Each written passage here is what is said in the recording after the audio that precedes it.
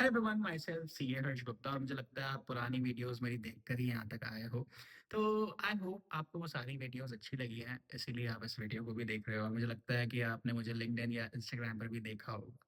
तो आज हम बात करेंगे कि आपका माइंडसेट कैसा रहना चाहिए while you are preparing for CA final. देखो, सबको सेम टाइम नहीं मिलता। आई अग्री, सबका जो टाइम होता है सीए फाइनल के प्रिपरेशंस के लिए सबको अलग अलग टाइम मिलता है। सबके जो सर्कमस्टांसेस होते हैं वो भी अलग अलग होते हैं। तो आपको इस सीन में करना क्या है? देखो, करना आपको वो है जिस चीज़ को करके आपको मोटिवेटेड फील हो, जिस चीज़ को करके आपको अच्छा लगे। पढ़ाई हमें करनी है 10 घंटे, 12 घंटे, 14 घंटे नहीं होती है। 10 से 12 घंटे आउटपुट निकलता है। टू बी ऑनेस्ट, मैंने करके देखा है। 13 घंटे भी निकल जाएगा कभी कभी। आप थ्योरी कर रहे हो, वो चीज़ें कर रहे हो जो आपको एक्साइट करती हैं, उसके लिए भी आपको बैठना पड़ेगा फॉर अराउंड 16 आवर्स। मजाक से हट के आपको 16 घंटे तक बैठना पड़ेगा अगर आप 12 से 13 घंटे का आउटपुट चाहते हो। बैठना पड़ेगा अगर आप 16 घंटे बैठना पड़ेगा अगर आप 12 से 13 घंटे का आउटपुट चाहते हो। और वो ईज़ी हो जाता है विद टाइम। 10 घंटे बैठ के, 11 घंटे बैठ के, 12 घंटे बैठ के आपको नहीं लगता कि 14 घंटे, 16 घंटे बैठना भी डिफ़िकल्ट होने वाला है। सो ये आपने कर लिया। अब ये तो बात रही कि यार ये तो मैं पढ़ाई कर रहा हूँ जो कि सब कर रहे हैं। लेकिन मैं बहुत चिड़चिड़ा फ़ील कर रहा हूँ। I feel so sad about my everyday life and मेरे कोई फ्रेंड्स नहीं हैं to talk and I don't feel like talking to my family members. What should I do? And I am becoming more healthy and healthy, मतलब not in good sense. It's like and my body is gaining fat और मज़ा नहीं आ रहा life में। ऐसा लग रहा है कि what if this doesn't go right, what should I do after it, what would I do next. So ये सारे जब क्वेश्चंस आपके मन में आते हैं ना, बहुत ही कॉमन है, सबके साथ होता है। सो आपको इसको अपने ऊपर हावी नहीं होने देना है। आपको एक अच्छे माइंडसेट से पढ़ाई करनी है और एक अच्छे माइंडसेट से पढ़ाई तभी होगी जब आप अपनी बॉडी को अच्छे से ट्रीट करोगे। अब आप अपनी बॉडी को अच्छे से ट्रीट कैसे करोगे? देखो, हम सुबह-सुबह उठते हैं, अच्छे मूड से हमने पढ़ाई करने हम बैठे। उसके बाद आपको क्या करना है कि आपने पढ़ाई कर लिया, 2-3 घंटे खींच लिया, ब्रेक लो। अगर आपको एक्सरसाइज़ करना अच्छा लगता है, आप एक्सरसाइज़ करो या फिर आप आराम से you take a shower and आपने ब्रेकफ़ास्ट करा, उसके बाद आपने थोड़े बहुत वॉक करा। अगर आप सर्दियों में हो तो सनलाइट आपने ली थोड़ी और आप अंदर आ गए, आप वापस पढ़ने बैठ गए। और इस बीच अगर आपको लगता है कि आपको घर वालों से बात करना अच्छा लगता है, तो आपने थोड़ी-सी चिट-चैट कर ली उनके साथ और आप आ गए। उसके बाद आपने क्या करना है, उसके बाद आप आ गए। अब आपने वापस 2-3 घंटे खींचा। अब आपके लंच का टाइम हो गया, आप लंच करने उठे। अब लंच कर रहे हो आप, थोड़ी-सी आपने अगेन घरवालों के साथ बात करी, आपने न्यूज़ देख ली या आपने कुछ मूवी देख ली। अब मूवी आप कहोगे कि यार लंच करने आया हूँ, तो मूवी कैसे देख सकते हैं हम? आप देख सकते हो क्योंकि आपको पूरी मूवी नहीं देखनी है। आपको 2 घंटे की मूवी है तो आपको 20 मिनट की या आधे घंटे की वो मूवी देखनी है। उस दौरान जब आप लंच कर रहे हो और उसके 10-15 मिनट आपने एक्सटेंड कर लिया, थोड़ी-सी घरवालों से बातें कर ली। 45 मिनट से 1 आवर का आप ब्रेक ले सकते हो लंच टाइम में। Then you again come back, थोड़ा-सा आपने वॉक करा। वॉक करने का टाइम नहीं है तो ऐसा नहीं है कि वॉक नहीं करना है। वॉक करना इम्पोर्टेंट है लंच के जस्ट बाद, नहीं तो फैट बहुत ज़्यादा जमा होने लग जाएगा बॉडी पे। तो आप क्या करो, जब आप आती हो लंच करके तो थोड़ी नींद भी आती है, इसलिए आप बैठकर ना पढ़ के, मतलब बैठे रहकर ना पढ़ने की बजाय आप वॉक करते-करते आप चीज़ें करो। जैसे एफआरबी अगर कर रहे हो तो आप कॉन्सेप्ट्स रीड करने लग गए थोड़ा-सा वॉक करके। आधा-आधा घंटा, 1-1 घंटा निकल जाएगा, आपको पता भी नहीं चलेगा। आपकी बॉडी भी अच्छा फ़ील करेगी और फिर उसके बाद आप बैठोगे तो यू विल फ़ील रिलैक्स्ड और बहुत ज़्यादा नींद भी नहीं आएगी उस केस में। तो ये आपने करा, वॉक करा आपने, फिर इसके अलावा वॉक कैसे करा? हाथ में बुक ले लिया आपने छोटी-सी पतली-सी और साथ-साथ थ्योरी आप पढ़ते जा रहे हो। ये चीज़ हो गई। फिर आपने अगेन 2-3 घंटे का स्ट्रेच करा। इस दौरान आपको हो सकता है कि थोड़ी नींद बहुत ज़्यादा आए, तो आप ब्लैक कॉफ़ी की हेल्प ले सकते हो। ब्लैक कॉफ़ी पे बहुत ज़्यादा डिपेंडेंट नहीं होना। जब-जब आपको बहुत ज़्यादा नींद आ रही है तब-तब आप ब्लैक कॉफ़ी यूज़ करो और ब्लैक कॉफ़ी में गलती से भी शक्कर मत मिला देना। ब्लैक कॉफ़ी को कड़वा पीना ही इम्पोर्टेंट है। तभी आपकी नींद उड़ेगी, तभी वो कॉफ़ी हिट करेगी आपकी बॉडी को।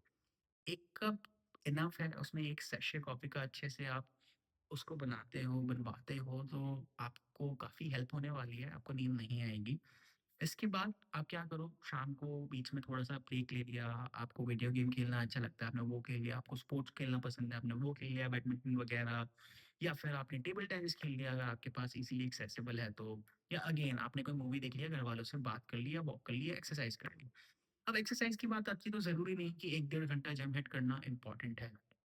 इम्पोर्टेंट ये है कि ढंग से एक्सरसाइज करना, जिससे आपका फैट बर्न हो सके और आपके माइंड में क्लैरिटी आ सके और आप एक अच्छा फ़ील कर सको। आप जब एक्सरसाइज करते हो तो आपको इंटेंस वर्कआउट करना है। इंटेंस वर्कआउट के लिए आप होम वर्कआउट का ऐप है, वो आप यूज़ कर सकते हो। 10-15 मिनट्स के उसमें एक्सरसाइज होते हैं, ईज़ी, मीडियम और डिफ़िकल्ट लेवल उसमें है। चेस्ट का अलग, मतलब लेग्स का अलग और फुल बॉडी का अलग, अलग-अलग एक्सरसाइज़ उसमें दी हुई है। मैं वही यूज़ करता था, होम वर्कआउट ऐप। सो वो बेस्ट ऐप मुझे लगता है और उसमें बस एक ही बार ऐड आता है, उसके बाद ड्यूरिंग द एंटायर एक्सरसाइज कोई एड्स आपको देखने को नहीं मिलेंगे और एक्सरसाइजेस भी काफ़ी ईजी है, easy to do at home.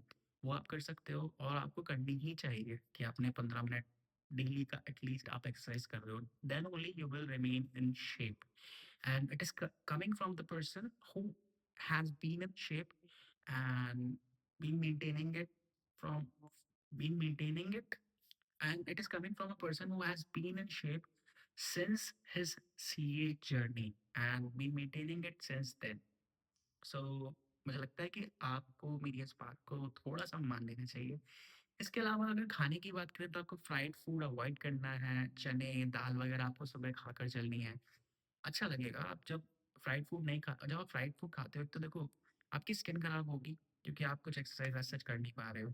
इसके अलावा आपको नींद भी आएगी। सो इसलिए फ्राइड फूड आप अवॉइड करो, ज़्यादा से ज़्यादा सात्विक भोजन आप खाओगे उतना अच्छा रहेगा। बाहर का खाना आपको नहीं खाना चाहिए। टू बी ऑनेस्ट, मैंने एग्ज़ाम्स टाइम में लगभग 5 से 6 महीने बाहर का कुछ खाना नहीं खाया। कुछ क्लोज़ फैमिली मेंबर में शादी भी थी, I had to avoid it. मैं नहीं गया एंड मेरी दीदी थी, बहुत जाना चाहती थी एंड कह रही थी कि चल, चल, चल, चल, चल। काफ़ी नाराज़ भी, but I was like firm with my stance कि मैं नहीं जाऊँगा, मुझे बाहर का खाना मना है, खुद से मना है। डॉक्टर ने नहीं मना करा था। मैं बाहर का खाना इसलिए नहीं खाता था, एक मेरा सिंपल सा, आप कह लो कि इसको क्या बोलते हैं, उसको सुपरस्टिशन कह लो या एक बिलीफ था कि अगर मैं बाहर का खाना खाता हूँ और गलती से भी मैं बीमार पड़ गया, थोड़ा सा भी मैं बीमार पड़ गया, तो मेरे लेने के देने पड़ जाएंगे क्योंकि एक एक दिन की कंपाउंडिंग मैटर करती है ऐसी ये फाइनल में। आपको एक दिन बहुत ज़्यादा आगे भी ले जा सकते हैं और एक दिन आपको बहुत ज़्यादा पीछे भी ले जा सकता है। इसलिए मैं बड़ा आइसोलेटेड रहता था, जो खाना खाऊंगा एकदम हाइजीनिक मैनर में खाऊंगा। अगर गलती से भी थोड़ी सी तबीयत मेरे को ख़राब फील हो रही है तो व्हाट आई वुड डू, गर्म पानी लिया, उसमें हल्दी मिलाई, सेंधा नमक मिलाया, सेंधा नमक का आई डोंट नो कौन सा सॉल्ट बोलते हैं उसको, रॉक सॉल्ट या ब्लैक सॉल्ट तो नहीं है तो कुछ और सॉल्ट होता है, मैं डाल दूंगा डिस्क्रिप्शन में। सो वो सॉल्ट लिया और मैंने मिलाया गर्म पानी में, अच्छा खासा गर्म, बहुत ज़्यादा भी नहीं, जिससे आप गार्गल कर सकते हो। सो हल्दी मिलाई ठीक ठाक 1-2 चम्मच और 1 चम्मच सेंधा नमक, गार्गल करा अराउंड 500 ml वाटर से। ट्रस्ट मी, जो भी आपके थ्रॉट में आपको सॉरनेस फील हो रही होगी वो चली जाएगी एंड आपके बीमार होने के चांसेस बहुत कम हो जाएंगे। आपका इम्यून सिस्टम स्ट्रांग हो जाएगा क्योंकि जो हल्दी है वो एज ए एंटीबायोटिक वर्क करती है। सो मैं नहीं चाहता कि आपको कोल्ड हो, कफ हो, फीवर हो। टू बी ऑनेस्ट, ये सब करने के बाद भी एग्जाम्स के जस्ट 10 दिन पहले वाला जो पीरियड था उसमें आई फेल्ट आई पीरियड था उसमें मैं बीमार पड़ गया था और मुझे काफ़ी टेंशन हुई, मेरे घर वालों को टेंशन हुई, लेकिन ठीक था। मैंने कहा ठीक है, हो गया बीमार, बेटर है एटलीस्ट एग्जाम्स में तो नहीं हुआ ना, जो होता है अच्छे के लिए होता है। So this was my mindset कि ठीक है, भगवान ने अगर बीमार भी करा है, एग्जाम से 10 दिन पहले करा है, 2-3 दिन में एंटीबायोटिक्स लेकर गोली दवाइयाँ खाकर ठीक हो जाएंगे और चल निकलेंगे आराम से। तो वही हुआ, इजीली मैं बढ़िया मैंने रफ्तार पकड़ ली और सर्दियों का टाइम होता है, क्या पता भगवान ना करे एग्जाम्स में बीमार पड़ जाता तो लेने के देने ज़्यादा पड़ जाते। तो वो एक चीज़ थी। सो खाना आप अच्छा खाओ, इसके अलावा मूवीज़ आप देखो, लेकिन आपको ना मूवीज़ वगैरह जो है, एग्ज़ाम्स में जब 2-3 महीने रह जाए ना आपके, तो आपको मूवीज़ वगैरह बहुत ज़्यादा नहीं देखनी चाहिए, आपको सॉन्ग्स लिरिकल बहुत ज़्यादा नहीं सुनने चाहिए। क्यों? क्योंकि वो चीज़ें ना आपके दिमाग में चलती हैं थोड़ा-थोड़ा। मान लिया आधे घंटे की मूवी देखी लेकिन वो एनिमेशन आता रहता है। Okay, if I were I okay, if I was watching Avengers तो उसमें ऐसा-ऐसा हुआ, वो क्या सीन था यार। I love him 3000। सो वो वाली चीज़ जो होती है ना, वो दिमाग में चलती है। तो इसलिए आप लास्ट के जो 2-3 महीने रहते हैं उसमें अवॉइड करो ये सब देखना। न्यूज़ वगैरह आप देख सकते हो, जैसे I personally like to watch geopolitical news, जो भी वॉर का सिचुएशन रहता है, इसराइल एंड फ़िलिस्तीन का। सो मैं उस पे काफ़ी ज़्यादा क्लोज़ वॉच रखता था कि व्हाट इज़ हैपनिंग एवरी, मतलब अपडेटेड रखता था खुद को, और मैं उसके रीज़न्स जानना मुझे पसंद था, और उस मुझे वो सारे शॉर्ट्स देखना पसंद था। इसके अलावा कनाडा में उस टाइम पे काफ़ी ज़्यादा क्राइसिस चल रहे थे, हाउसिंग क्राइसिस। सो ये ज़्यादा मतलब मुझे देखकर काफ़ी पसंद आ रहा था, और इससे नॉलेज ही एनहांस हो रही थी। इसके अलावा एस जयशंकर के जो शॉर्ट्स थे वो मैं काफ़ी देखता था। बट शॉर्ट्स ना कभी मेरे बहुत ज़्यादा स्क्रॉलिंग होने लग गई थी। जैसे इंस्टाग्राम तो मैंने डीएक्टिवेटेड रखा था, लिंक्डइन भी, फॉर ऑलमोस्ट 1 ईयर, दोनों ही प्लेटफ़ॉर्म्स। बट यूट्यूब पे तो आप रिविज़न वीडियोज़ देखते हो, तो मैंने एक नया अकाउंट बना लिया था जिससे मेरी एल्गो एकदम चेंज हो जाए। लेकिन आपको ना वो थोड़े-थोड़े हुक्स के साथ वीडियोज़ दिखने लग जाते हैं जो आपको एक्साइटिंग लगता है। अब होता क्या है, आप खोलोगे ना उसको तो वो पकड़ लेता है कि इसको ये पसंद है। उसी तरीके के वो आपको हुक देगा, और it just keeps you busy. और मैंने ये फ़ील करा है कि जो यूट्यूब की एल्गोरिदम है ना, it is far more powerful than the Instagram's algo, to be honest. YouTube shorts की एल्गो आपको बहुत ज़्यादा देर तक ऑक्यूपाइड रखने का दम रखती है। ये मैंने पर्सनली फ़ील करा है, जब मैं अपनी सीए फाइनल की प्रिपरेशन भी कर रहा था तब भी। सो आपको इसको अवॉइड करने का क्या तरीका है? देखो, अगेन एक होता है ना कि आपने खुद को बोल दिया मैं नहीं करूँगा, मतलब नहीं करूँगा। जैसे मैंने कहा था कि मैं बाहर का खाना नहीं खाऊँगा, तो नहीं खाऊँगा। Same goes with YouTube shorts. वहाँ पर मैंने डिसाइड किया था कि बहुत ज़्यादा हो गया था, अब सर से ऊपर पानी चला गया। तो मैंने डिसाइड किया कि अब मैं यूट्यूब शॉर्ट्स नहीं देखूँगा।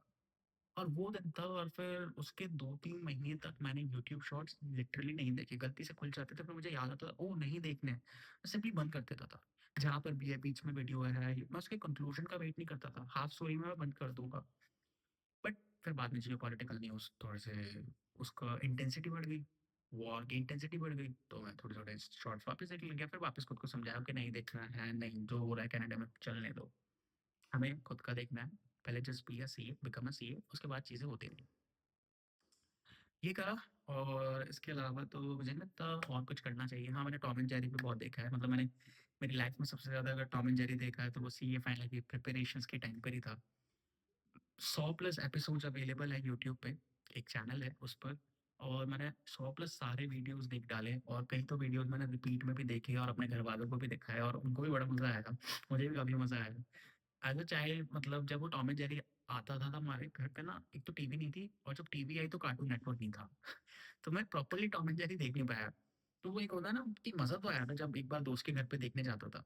सो वो मैंने फिर यूट्यूब से अपनी कमी पूरी कर ली। सारी की सारी जो भी कसर थी, सारी पूरी कर डाली, और क्या मज़े आते हैं यार उसमें। मतलब वाइब आती है पूरी, और एडिक्टिव भी नहीं है बहुत ज़्यादा। 5-8 मिनट का एक एपिसोड होता है, you can easily watch it. जब भी आप लो फ़ील कर रहे हो, डिमोटिवेटेड फ़ील कर रहे हो, जैसे एक एपिसोड लगाया, सारी टेंशन खत्म। उसके अलावा टॉम एंड जेरी मैंने पूरा देखा। शॉर्ट फ़िल्म्स, मैंने काफ़ी शॉर्ट फ़िल्म्स देखी, और काफ़ी प्यारी-प्यारी शॉर्ट फ़िल्म्स देखी। इतनी प्यारी शॉर्ट फ़िल्म देखी कि मतलब मुझे लगा कि it is far better to watch a short film than to watch an entire film of long duration. और मैंने काफ़ी रिकमेंड भी करी अपने साथ वाले लोगों को, और उनको भी काफ़ी पसंद आई। काफ़ी अच्छा फीडबैक मुझे मिला उन सभी से। तो मैं उसकी एक, जो भी मेरी फ़ेवरेट शॉर्ट फ़िल्म्स हैं, उनकी एक लिस्ट आपको डिस्क्रिप्शन में दे दूँगा। आपको अच्छी लगेगी तो आप भी अपना फीडबैक कमेंट सेक्शन में मुझे बता देना कि कैसा लगता है। इसके अलावा जो मैं म्यूज़िक सुनता था, जैसे मैंने आपको बताया कि लिरिकल म्यूज़िक आपको सुनना नहीं चाहिए लास्ट के 2-3 महीनों में। तो उसके लिए भी मैं आपको बता दूँगा कि नॉन लिरिकल म्यूज़िक में आप क्या-क्या फ़ॉलो कर सकते हो। उसकी प्लेलिस्ट भी मैं आपको डिस्क्रिप्शन में शेयर कर दूँगा। और मैं आपको मूवीज़ की लिस्ट भी शेयर कर दूँगा। वैसे वो थोड़ा-सा डिफ़िकल्ट होने वाला है, क्योंकि मैंने वैसे तो एवेंजर्स की सीरीज़ अपनी कंप्लीट करी थी, और एक वो चिंपैंज़ी वाली आती है ना कि लाइफ ऑफ एप, वो करके कुछ मूवी थी, वो देखी थी। और ऐसी बहुत इंटरेस्टिंग इंटरेस्टिंग सी मूवीज़ मैं देखता था, जिससे बहुत ज़्यादा लवी-डवी चीज़ें ना हो। सो एकदम दिमाग एकदम क्लीन रहे, कि एक्शन हो बराबर। सो ये सारा था। और घर वालों से मैं बात करता था काफ़ी ज़्यादा, क्योंकि मुझे अच्छा लगता था घर वालों से बात करना ड्यूरिंग माई ब्रेक्स। इसके अलावा मैं मैनिफेस्ट काफ़ी करता था कि ओके, ये सारे बिजनेस वेंचर्स मैं स्टार्ट करूँगा after becoming a CA, after raising some funds. और कई चीज़ें मैं कर चुका हूँ, कई चीज़ें मैं कर रहा हूँ, और कई चीज़ें मैं करने वाला हूँ, तो मज़ा आ रहा है लाइफ में। तो लग रहा है कि हाँ, सही सोचा था जो भी सोचा था। तो ये आप कर सकते हो साथ-साथ, लेकिन इसमें ना बहुत ज़्यादा डूब नहीं जाना है। मैनिफेस्ट कर रहे हो तो ऐसा नहीं आपने घंटे ही खराब कर दिए। ठीक है, 5 मिनट, 10 मिनट, 15 मिनट, 20 मिनट करा, अब खुद को बोलो ठीक है ब्रो, अब ये मैनिफेस्ट तो कर लिया, लेकिन अगर पढ़ेंगे नहीं तो ये भी नहीं होगा, वो भी नहीं होगा। इसलिए पढ़ना इम्पोर्टेंट है।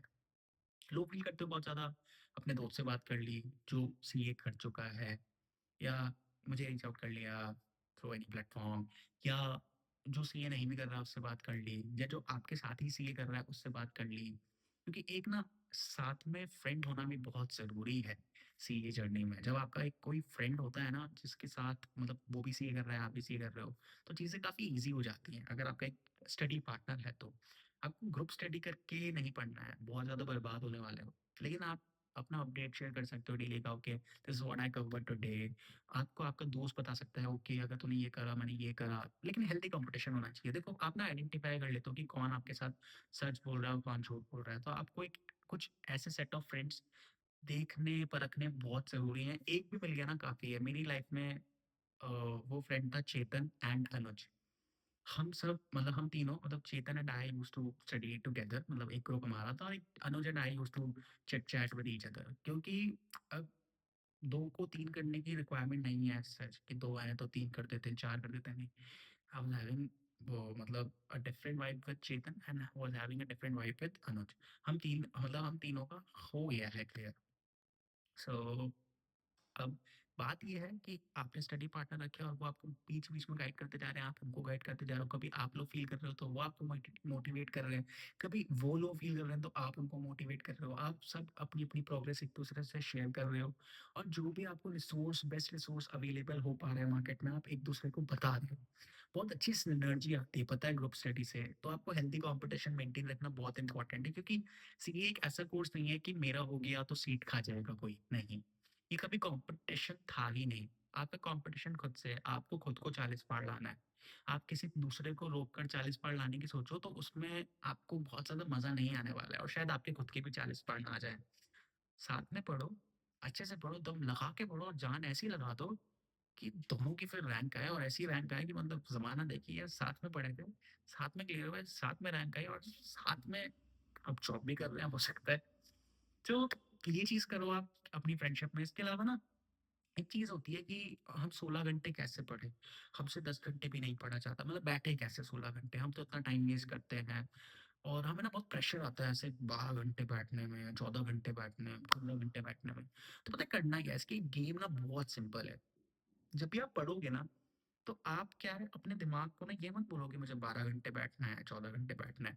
आपको ये करना है, आपको उसे समझाना है कि ब्रो मुझे 12-14 घंटे नहीं बैठना है। मुझे क्या करना है, मुझे मेरा जो टाइम वेस्ट होता है ना दिन का, जैसे 24 hours in a day and I sleep for 7 hours.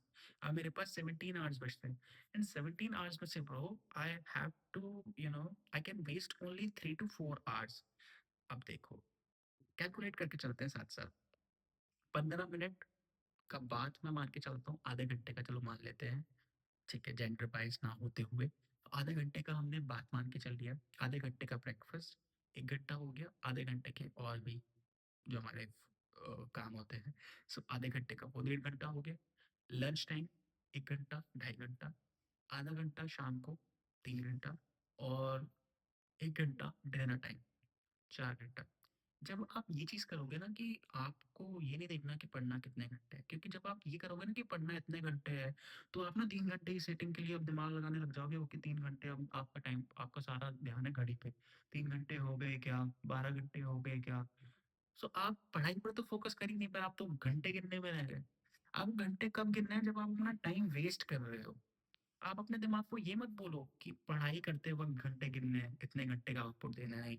आप अपने दिमाग को ये बोलो कि जब टाइम वेस्ट हो रहा है, जब मैं खाना खा रहा हूँ या नहा रहा हूँ या धो रहा हूँ या कुछ भी कर रहा हूँ, तो मैं अपना टाइम कैसे बचा सकता हूँ वहाँ पे? कि कैसे ये जो 4 घंटे हैं, क्या मैं इनको 3 घंटे कर सकता हूँ? या साढ़े 3 घंटे कर सकता हूँ? या दिस और दैट। लेकिन जो वेस्ट कर रहे हो ना आप टाइम, वेस्ट नहीं मतलब अपार्ट फ्रॉम स्टडीज़ जो भी आप कर रहे हो, आपको उस मोमेंट पे घड़ी पे वॉच रखना है। यही मैं करता था, it helped a lot. Intermediate में भी यही करता था, फाइनल्स में भी यही करता था। जो आपका वेस्ट होने वाला टाइम है ना, आप जो आपका वेस्ट होने वाला टाइम है ना, आप उसके ऊपर अपनी कमांड रखो। अगर आपकी कमांड उसके ऊपर आ गई तो आधी गेम सॉर्टेड है। उसके बाद जब भी आप पढ़ने बैठोगे आप एक पीसफुल माइंड के साथ पढ़ोगे, आप घंटों के ऊपर अपना ध्यान नहीं लगाओगे। रादर देन आपका जो आउटपुट आएगा सारा पढ़ाई के ऊपर आएगा। सो वही चीज़ है कि अगर आपने अपने वेस्टफुल आवर्स को कंट्रोल कर लिया तो बाकी के रिमेनिंग आवर्स तो प्रोडक्टिव ही निकले हैं। सो आपका बस वो 3-4 घंटे आपके कंट्रोल में लाने ज़रूरी हैं डेली के बेसिस पे, कि वो 3-4 घंटे मेरे कहाँ जा रहे हैं। तो बाकी तो गेम सॉर्टेड है, और मोटिवेटेड फील करो, और मैं आपको बताता हूँ कि क्या चीज़ें थी जो मुझे मोटिवेट करती थी। Movies, short films, Tom and Jerry के अलावा I like to write. If you have been following my work, so you must have noticed और यू मस्ट बी नोइंग कि I am a writer and I am a professional writer. It's not like कि कुछ लिख दिया 2-4 चीज़ें, नहीं। I like to write a lot. और उसके लिए मैंने क्या लिखा था, खुद ने लिखा था कि एक मोटिवेशनल मंत्र है कि तू कर सकता है, तुझे करना होगा। तू कर सकता है, तुझे करना होगा, रोज खुद से लड़ना होगा। तू कर सकता है, तुझे करना होगा, रोज खुद से लड़ना होगा।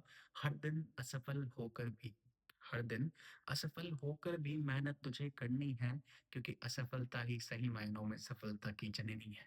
असफलता ही सही मायनों में सफलता की जननी है। और ये मैंने इसलिए लिखा था क्योंकि जब मैं इतनी सारी प्रैक्टिस करने के बाद, सेकंड रिवीजन, थर्ड रिवीजन करने के बाद भी जब डीटी के रिवीजन करता था ना, तो डीटी डबल ए में पर्टिकुलरली मेरे से गलतियां हो रही थी बहुत ज़्यादा। सो मुझे लगा कि यार ये मैं क्या कर रहा हूँ, मतलब इतना सारा रिवाइज करने के बाद भी नहीं बात बन पा रही। सो मैंने लिखा कुछ ऐसा ही कि तू कर सकता है, तुझे करना होगा, रोज खुद से लड़ना होगा, हर दिन असफल होकर भी मेहनत तुझे करनी है, क्योंकि असफलता ही सही मायनों में सफलता की जननी है। मुझे लगता है कि ये जो कोट है प्यारा सा छोटा सा, आपको मोटिवेटेड रखेगा during your entire CA journey. और एक ना पोइट्री है बहुत ही फेमस, द्विवेदी जी की है शायद ये, जिसमें एक लाइन आती है कि अ, वो वाली है कि लहरों से डरकर नौका पार नहीं होती, कोशिश करने वालों की कभी हार नहीं होती। तो उसमें एक लाइन आती है कि जब तक ना सफल हो नींद चैन को त्यागो तुम, कि जब तक ना सफल हो नींद चैन को त्यागो तुम, संघर्ष का मैदान छोड़ कभी मत भागो तुम, कुछ किए बिना ही जय जयकार नहीं होती, कोशिश करने वालों की कभी हार नहीं होती।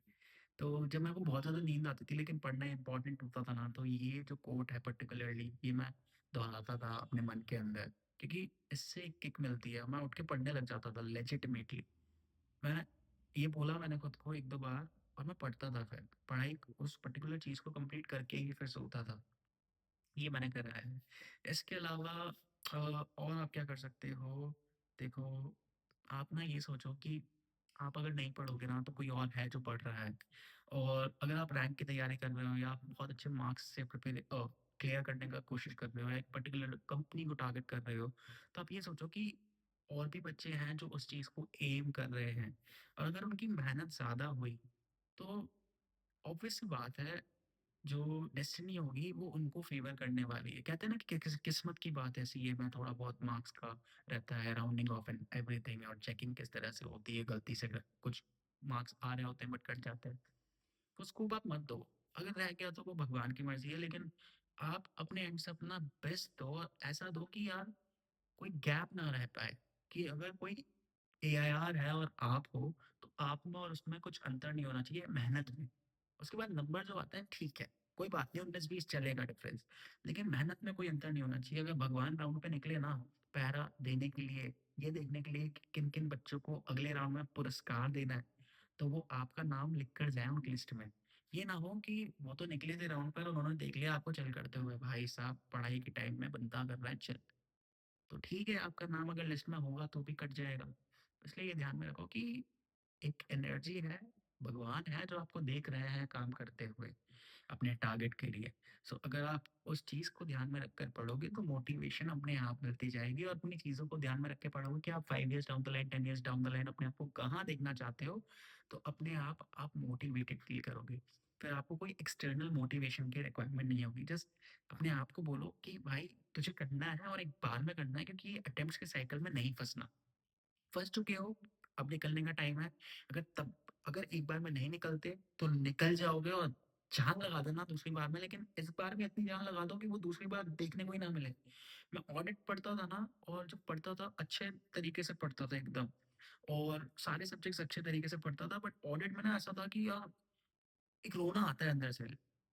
आँसू नहीं आए असल में, लेकिन रोना आता है, और शायद आए भी आँसू, बहुत ज़्यादा नहीं, कुछ कपल ऑफ टाइम्स, कि भाई ये सब्जेक्ट ना अब दोबारा नहीं पढ़ सकता। मैं लाइफ में कुछ भी कर लूँगा, मैं माउंट एवरेस्ट की चढ़ाई कर लूँगा, मैं पाताल लोक तक चला जाऊँगा, लेकिन ऑडिट मैं लाइफ में दोबारा नहीं पढ़ूँगा। क्यों नहीं पढ़ूँगा? क्योंकि मेरे से तो ये नहीं होता। मतलब ऑडिट जैसा सब्जेक्ट आप एक बार में निकाल लो ना, तो बहुत अच्छा है आपके लिए, वरना अटेम्प्ट जो ये लगा के देगा ना आपको, आप क्लियर करते करते रह जाओगे, लेकिन ये आपके अटेम्प्ट लगाता लगाता नहीं थकेगा। इसमें वो शक्तियां हैं, ब्रह्मास्त्र है, आईसीएआई का सीए फाइनल में आपको फाइनलिस्ट बना के रखने वाला। तो फाइनलिस्ट नहीं बने रहना है, सीए बनना है, तो इसको पूरी इज्जत देनी है, और इसी तरह से पढ़ना है कि ये ऑडिट जो सब्जेक्ट है ना, इसको दोबारा नहीं पढ़ना। Just get done with your finals and बस कर जाओ यार। इसके अलावा तो मुझे कुछ नहीं आया, मैंने सारी बातें कर दी आपके माइंडसेट को लेकर। मुझे लगता है आपको ये वीडियो अच्छा लगा हो, अगर अच्छा लगता है तो लाइक कर देना, कमेंट कर देना, अगर चैनल पर नए हो तो सब्सक्राइब कर लेना। मुझे बताना और कौन सी ऐसी वीडियोस है जो आप देखना चाहते हो। अगर ओवर थिंकिंग कम करने के अराउंड है, तो मुझे लगता है इस वीडियो में जो मैंने बातें बताई हैं, अगर आप वो फॉलो कर लेते हो, तो आपकी ओवर थिंकिंग नेचुरली कम हो जाएगी। लेकिन फिर भी अगर आपको लगता है कि मैं अलग से उसको टेकअप करूँ, तो आप मुझे बताना, मैं उस टॉपिक को अलग से टेकअप करके आपको एक वीडियो बना के दूंगा कि आप कैसे अपनी ओवर थिंकिंग रिड्यूस कर सकते हो। अगर आपको प्रोक्रेस्टिनेशन के अराउंड वीडियो चाहिए, तो आप वो बताना। अगर आपको ऐसी वीडियो चाहिए कि you are dealing, like you are going through with something in your relationship, मतलब आपको रिलेशनशिप के अराउंड एडवाइस चाहिए, आपको ओवरकम कर पाने में डिफ़िकल्टी हो रही है, तो आपको उसके अराउंड एक वीडियो चाहिए, तो मुझे बताना कमेंट सेक्शन में, मैं उसके अराउंड भी एक वीडियो बना दूँगा। और मिलते हैं ऐसे अ, और मिलते हैं ऐसे नए-नए वीडियोज़ में, और मिलते और आप और मैं मिलते रहेंगे नए-नए वीडियोज़ के साथ। और मैं इस पेज पर आगे चलकर फाइनेंस के अराउंड बातें करने वाला हूँ। तो उम्मीद है आपको कंटेंट अच्छा लग रहा होगा, सब्सक्राइब कर लेना, अपने दोस्तों के साथ भी शेयर कर देना। अगर वो फाइनेंस में करियर अपना बनाना चाहते हैं एज़ अ कंटेंट क्रिएटर, या कॉर्पोरेट फाइनेंस में भी एक अपना अच्छा करियर देखते हैं। तो मिलते हैं अगले किसी वीडियो में, टिल देन बाय बाय।